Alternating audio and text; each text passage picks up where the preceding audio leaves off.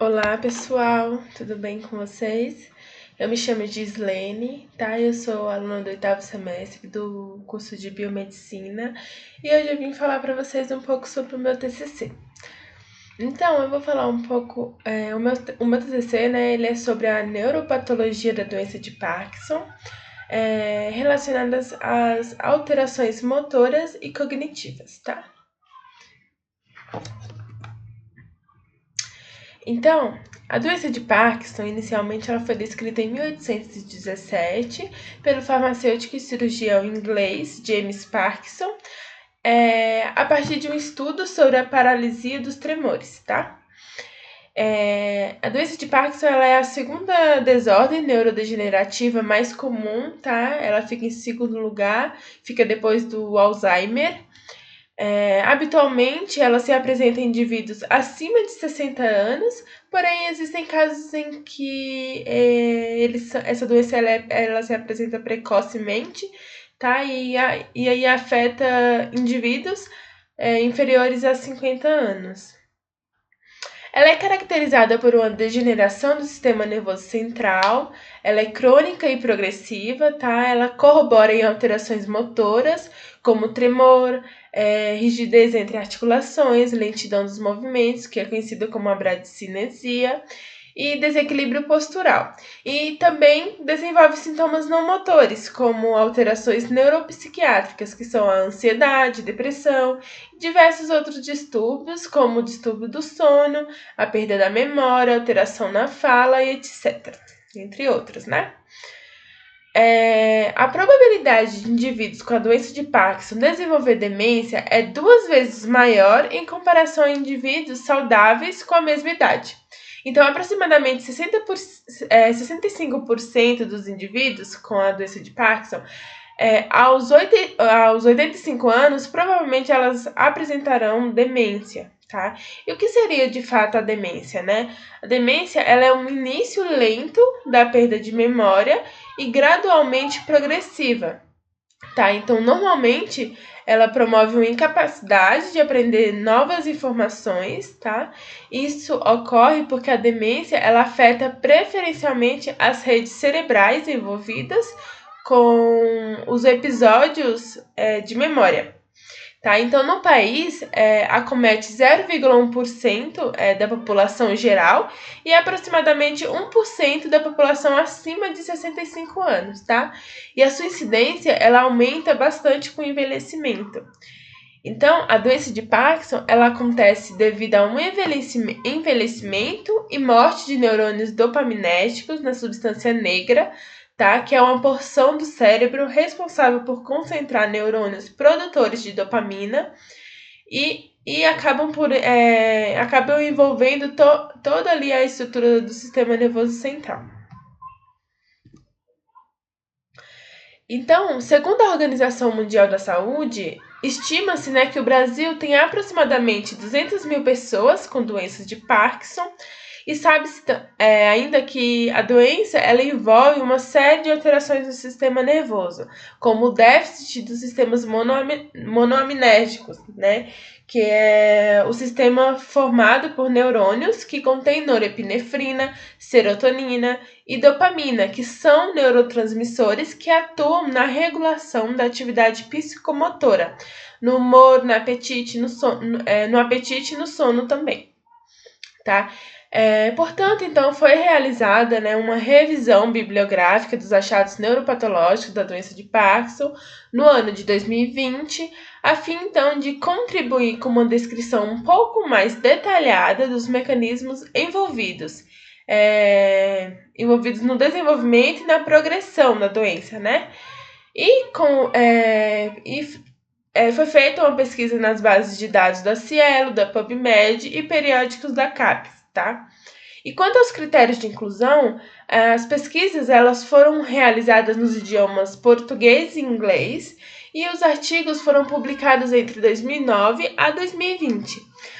E a busca, né, desses artigos foi utilizando palavras-chave que correspondessem à questão norteadora do estudo, e então foram usados termos como doença de Parkinson, neuropatologia, sintomas motores e cognitivos.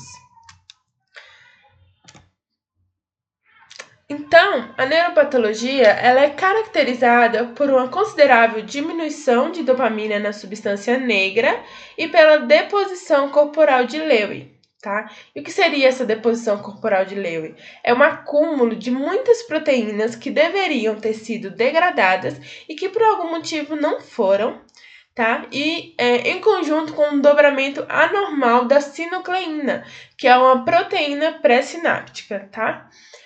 E aí, esse acúmulo, ele forma os corpos de Lewy, que afetam substâncias químicas e causando disfunção neuronal e morte desses neurônios dopaminérgicos.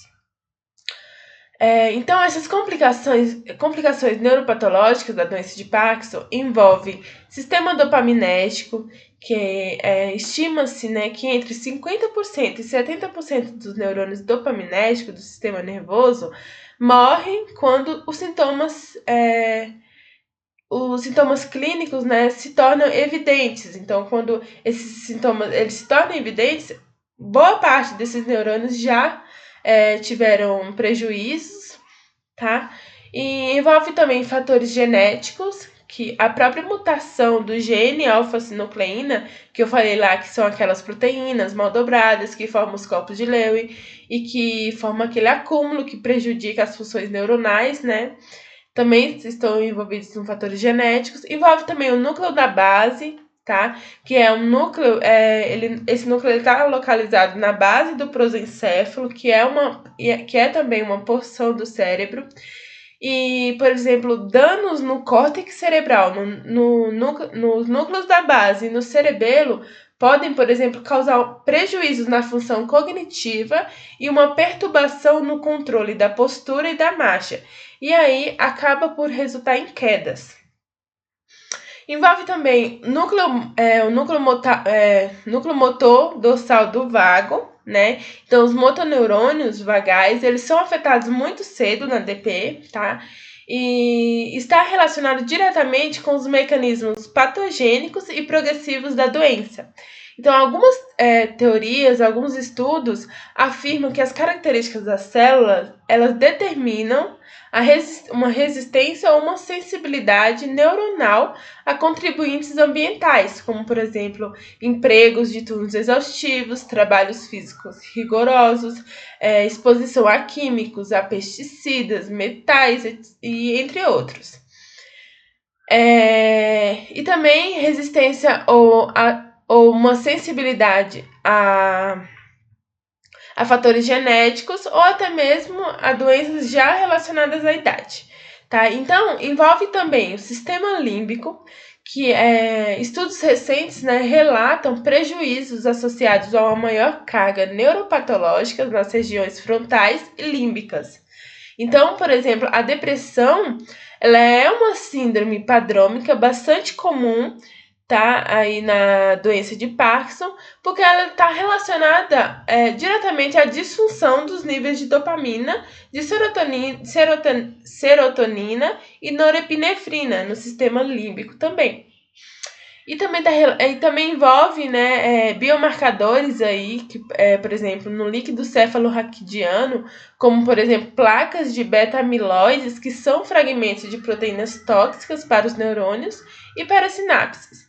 Além também da alfa-sinucleína, que também é um biomarcador presente no líquido cefalorraquidiano, e fatores de riscos genéticos, que também fazem parte aí de biomarcadores por estar associados a um comprometimento cognitivo e no declínio da doença de Parkinson.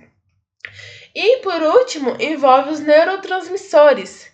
Por exemplo, a acetilcolina, a dopamina e a norepinefrina, que estão à frente aí, né? Por exemplo, a acetilcolina, ela é um neurotransmissor produzido no sistema nervoso central e periférico também. Ela está relacionada diretamente com a regulação da memória, do aprendizado e do sono e atua no organismo como um mecanismo de interação entre os neurônios. A dopamina, ela possui funções relacionadas à regulação de algumas emoções e é capaz de promover também um alívio da dor. E A norepinefrina, que também é conhecida como a noradrenalina, é uma das catecolaminas que mais influencia no humor, na ansiedade, no sono e alimentação em conjunto com a serotonina, dopamina e também a adrenalina. Tá. Por fim, aí, em conclusão, né, nós temos que, embora a principal característica da doença de Parkinson seja, de fato, ali a degeneração crônica e progressiva do sistema nervoso central, vinculada diretamente à disfunção dopaminérgica na substância negra, é possível que a doença ela se inicie no núcleo motor dorsal de alguns nervos, como o glossofaríngeo, o vago, a zona reticular intermediária e núcleo olfatório anterior. E com a progressão, né, conforme o passar dos anos, acaba atingindo parte da substância negra compacta do mesencéfalo e posteriormente acaba comprometendo as áreas pré-motoras e área motora. Por fim, né, a perda de dopamina acaba envolvendo o encéfalo como um todo e faz com que os sintomas motores acabam se evoluindo e se integrando aos sintomas não motores.